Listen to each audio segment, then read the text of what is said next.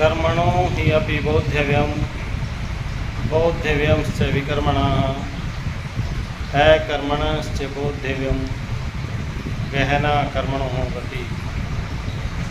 गीता के श्लोक में भगवान श्री कृष्ण जी बता रहे हैं, ये समझा रहे हैं कि मनुष्य को कर्म का स्वरूप जानना चाहिए, विकर्म का स्वरूप भी जानना चाहिए और अकर्म का स्वरूप भी जानना चाहिए।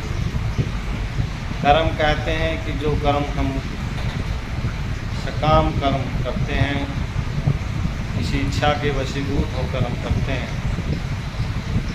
दूसरे वो कर्म होते हैं जो अनैतिक होते हैं, हमारे धर्म हमारी नैतिकता के विरुद्ध होते हैं, अथवा वो पाप कर्म होते हैं जो दूसरों को कष्ट पहुंचाते हैं।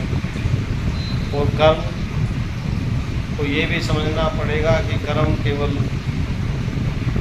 शारीरिक नहीं होते हैं, शरीर से ही नहीं होते हैं, हमारे विचारों से भी होते हैं और हमारी ज़बान से भी होते हैं। फिर कहते हैं कि अकर्म का स्वरूप भी जानना चाहिए, उसको भी समझना चाहिए।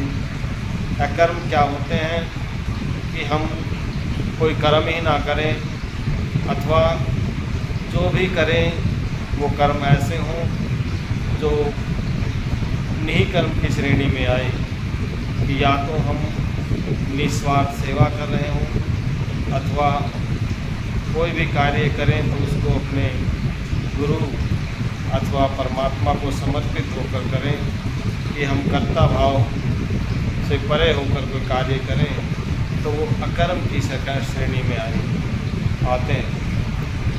इसलिए भगवान कृष्ण कहते हैं हमें सभी प्रकार के कर्मों के स्वरूप का बोध अथवा उनको जानना बहुत ज़रूरी है, क्योंकि कर्म की गति बड़ी गहन होती है।